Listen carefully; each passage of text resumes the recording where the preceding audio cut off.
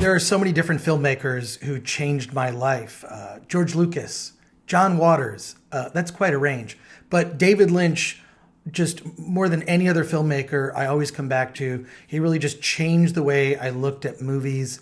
Having seen Eraserhead as a kid at a midnight screening, which is weird, but there's a DVD set. It's standard def DVD, but it's the short films of David Lynch that if you can find it, use somewhere. I highly recommend if you want to take an even deeper dive into the mind of David Lynch. I think he's one of the most original filmmakers of our time. He wrote a great book that I highly recommend called Catching the Big Fish.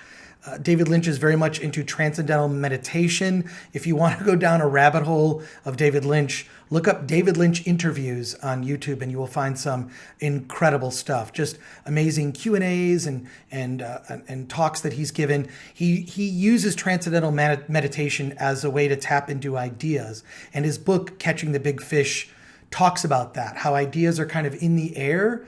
And he uses meditation as a way to kind of tap into these ideas, which is why you could take a simple film like, say, Blue Velvet, and sure, it's a thriller and a crime story, but there's so many bizarre, weird moments in that film that make it about so much more. And I believe that David Lynch has leaves such an indelible mark on anything that he does. So you look at a TV series like Twin Peaks, which is effectively a soap opera, and it's unlike anything you've ever seen because of David Lynch and his personality. If you want to get into the early works of David Lynch, this box set is incredible. There's his early films, his student films, The Alphabet.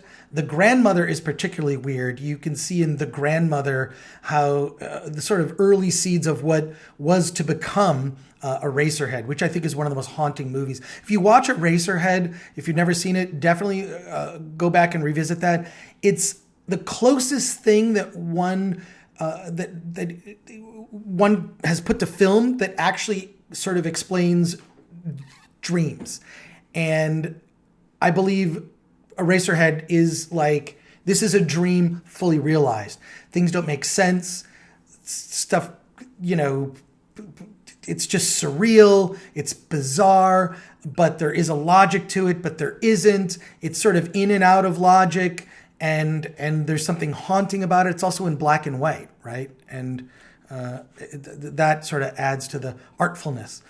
There's also another film on this short films collection called Lumiere, which was made in 1995, and he shot that short with the same camera that was originally used by the Lumiere brothers. So it's an amazing collection. So take a deep dive into David Lynch, and if you really want to take an even deeper dive, see if you can find this collection, the short films of David Lynch.